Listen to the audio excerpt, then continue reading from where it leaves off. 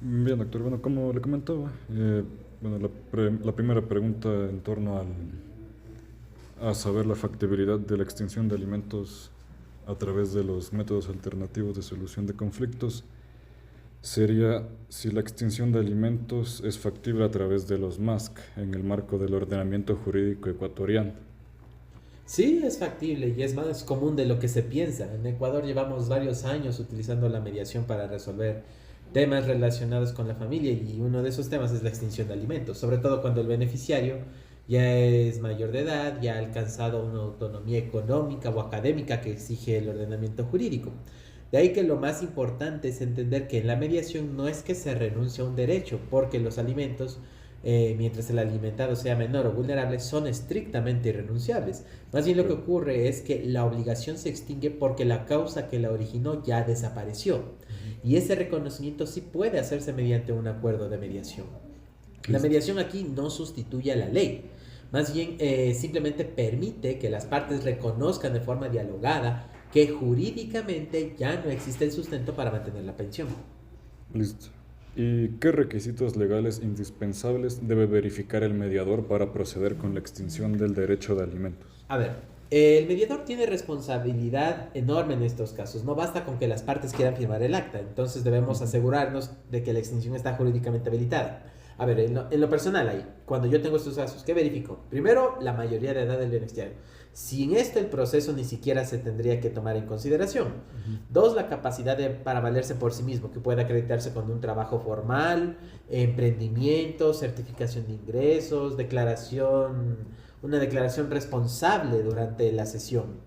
También Ujú. tengo que verificar la situación académica, si la obligación está condicionada a la continuidad de los estudios universitarios. Claro. Si es que el muchacho tiene título de tercer nivel registrado en el CENESID, una constancia de que ya no estudie, o la matrícula vigente, o un certificado de la carrera donde me indique que esté cursando alguna asignatura o el horario de clases.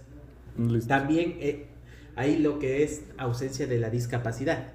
Sí. Entonces, si es que hay una condición especial que lo siga volviendo dependiente, y también alguna documentación respecto a la pensión vigente, en especial si es que proviene de una sentencia. Entonces, Claro. el mediador tiene que asegurarse de que no existe ninguna forma de vulnerabilidad. Si la hay, la mediación no puede proceder. La ética profesional aquí es clara. Sí. ¿Y qué tipo de derechos de alimentos son considerados legalmente transigibles o negociables para su extinción y cuáles quedan estrictamente reservados a la vía judicial?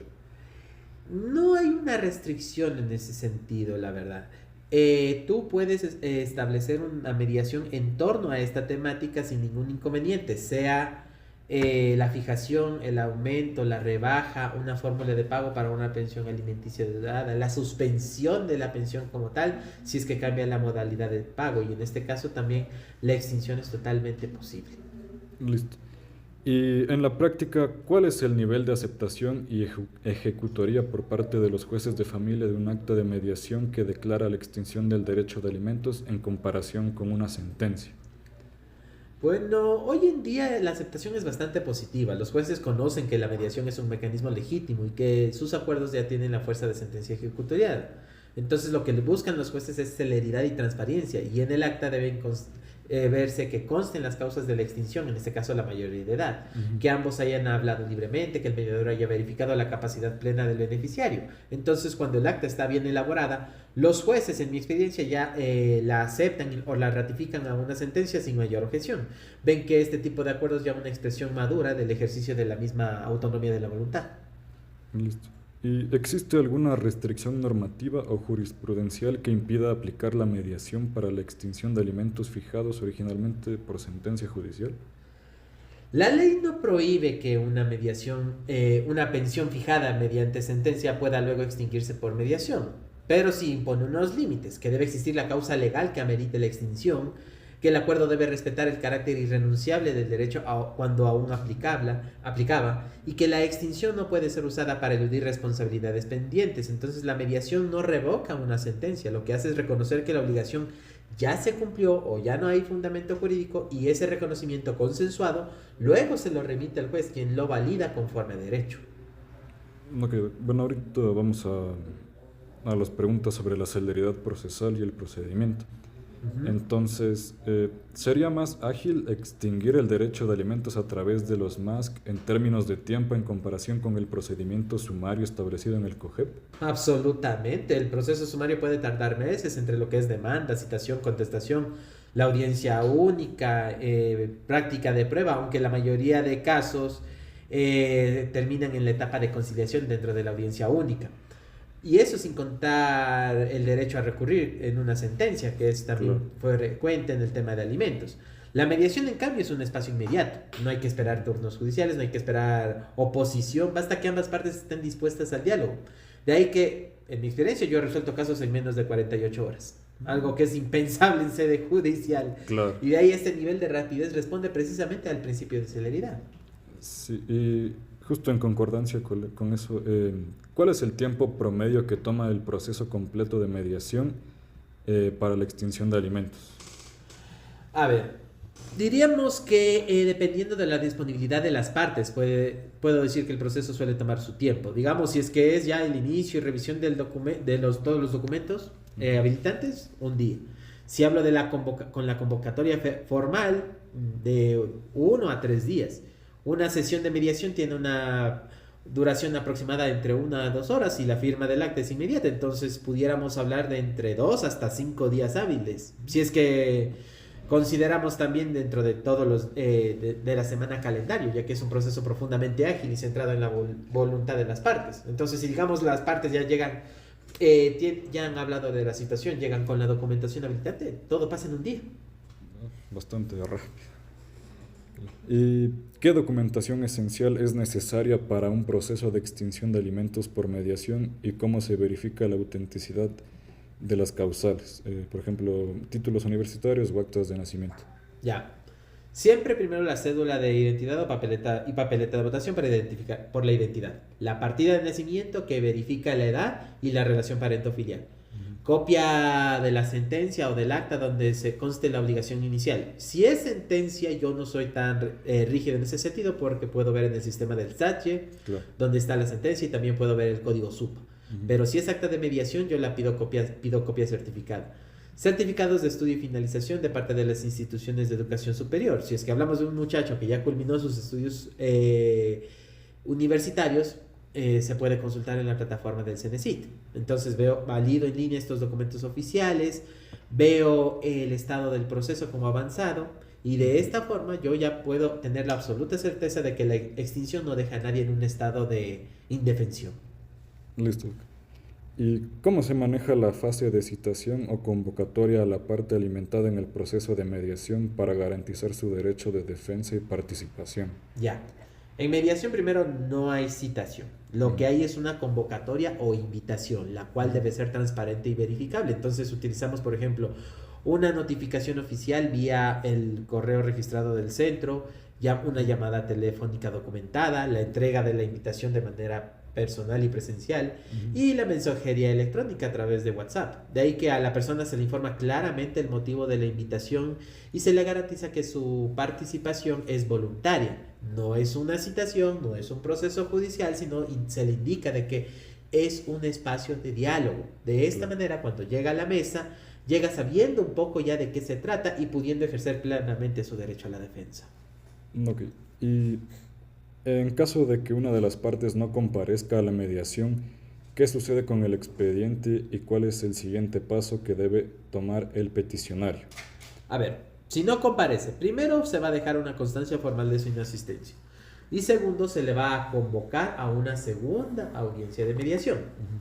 Ya, la ley de arbitraje y mediación es muy clara que ante 2 inasistencias ya es posible expedir una acta de imposibilidad de mediación, pero eso queda también a discreción del centro. A lo mejor el solicitante quiere una tercera invitación, tal vez con un costo adicional, pero es posible llegar a emitirla. Y digamos, si aún así no ha acudido, entonces ya se emite el acta de imposibilidad de mediación respectiva y se cierra el expediente del centro, quedando el solicitante habilitado para acudir por la vía judicial. De ahí que la mediación siempre deja la puerta abierta, no va a cerrar ni restringir ningún tipo de derechos. Ok, bueno, ahora vamos al bloque de preguntas sobre la cultura de paz y el impacto relacional. Entonces, ¿cómo podrían vincularse la extinción del derecho de alimentos a través de los MASC con la cultura de paz? Muchísimo, tiene una enorme relación. La extinción de alimentos suele ser un momento emocionalmente cargado. Es el cierre de toda una etapa de dependencia. Si se maneja esto mediante juicio, se puede convertir en un proceso adversarial que puede profundizar resentimientos. De ahí que también es importante verificar que el alimentante también se haya encontrado al día en el pago de las pensiones a través del sistema SUPA. En cambio, la mediación convierte en ese momento en un rito de transición dialogado, donde ambos reconocen el crecimiento y la autonomía que ahora debe tener su hijo. Y se transforma un posible conflicto ya en una oportunidad de reconocimiento mutuo. De ahí que sí se fortalece la cultura de paz, porque evitamos la confrontación, se promueve la responsabilidad y humaniza todo el proceso. Listo. ¿Y de qué manera la mediación contribuye a la preservación de la relación familiar, en este caso padre-hijo, después de que el derecho de alimentos ha finalizado, en contraste con el impacto divisivo de un juicio? Ya, la mediación permite que padre e hijo hablen de aspectos que muchas veces no se abordan en un juicio. Las expectativas, los miedos, la idea de ya no necesitar ayuda, el orgullo del crecimiento personal. De ahí que cuando se dialoga con respeto, la relación no se rompe, más bien al contrario, se transforma. Yo he visto padres que llegan temiendo que la extinción signifique una total distancia emocional y salen con acuerdos que fortalecen la relación. Nuevos compromisos afectivos, apoyo moral, acompañamiento académico, laboral, etcétera. Por ejemplo, de que se extinguió la pensión y el padre ya salió tan satisfecho que le diga a su hijo: muy bien, no te preocupes, yo igual voy a continuar pagando tus estudios de posgrado, por ejemplo. Entonces la mediación como tal no solo cierra las obligaciones, sino que abre caminos para nuevas formas de un vínculo familiar. ¿Y cómo interviene el mediador para manejar el componente emocional y psicológico subyacente a la extinción del derecho de alimentos, que a menudo se percibe como un corte o un abandono? Ya, aquí esta es una de las partes más humanas de la mediación. Extinguir alimentos no es una simple operación jurídica porque representa a la larga todo un cambio identitario. El hijo deja de ser dependiente y se reconoce como todo un adulto. Y el padre deja de ser obligado y pasa a su rol más afectivo. De ahí que por eso como mediador yo procuro dar un espacio para que ambos expresen cómo se sienten. Se validan emocionalmente las experiencias que lleguen a relatar. Se explica que la extinción no significa una ruptura afectiva y de esa manera se facilita lo que es la transición hacia una relación mucho más horizontal, mucho más equilibrada. De ahí que el manejo emocional reduce estas tensiones y permite acuerdos mucho más sólidos. Listo. ¿Y cuáles son los mecanismos o técnicas que utiliza el mediador para garantizar que la parte alimentada comprende la transigibilidad y acepta el acuerdo de extinción de forma libre, consciente y voluntaria?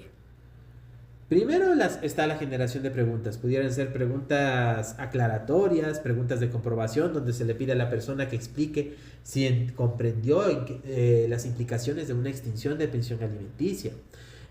También está el parafraseo para asegurar que las partes hayan entendido lo que se está acordando. Expresar también claramente las consecuencias de se analizan los escenarios después del acuerdo. ¿Qué pasa si hay un incumplimiento? Control también de presiones externas, preguntando si es que alguien les ha sugerido firmar ratificando lo que es la voluntariedad como un principio. O también lo que son pausas estratégicas, el desarrollo de sesiones privadas, cuando se ve que la emoción es muy intensa o tal vez hay alguna duda o algo que deseen comentar las partes que no quieras salir a conocer dentro de la sesión general. De ahí que el objetivo es que el acuerdo sea plenamente consciente. Listo. Y para finalizar, ¿qué evidencia existe de que los acuerdos alcanzados en mediación para la extinción de alimentos son más duraderos y menos propensos a futuras impugnaciones que las sentencias judiciales? Desde la práctica profesional puedo afirmar que los acuerdos logrados en mediación suelen tener un nivel muy alto de cumplimiento y muy pocas impugnaciones. ¿Pero por qué? Y cuando hablamos de impugnaciones hablamos de un poco en el sentido de reclamar, no en el sentido procesalmente hablando, porque recordemos, un acta de mediación tiene efecto de sentencia ejecutoriada y cosa juzgada, que puede ser sujeta de revisión justo en temas de familia, pero eso es otra cosa. Claro. Pero ahora, retomando la pregunta, esto sobre todo ocurre porque primero las partes entendieron el acuerdo, participaron activamente en el proceso y en la construcción del mismo, se sienten emocionalmente escuchadas y también el cierre se produjo desde su propia autonomía, nadie les impuso a suscribir el acta de mediación, libre y voluntariamente establecieron la extinción como tal. Entonces los acuerdos que nacen de este diálogo sincero suelen ser más estables que una sentencia impuesta. Listo, Doc. Muchas gracias por su tiempo. De nada, con mucho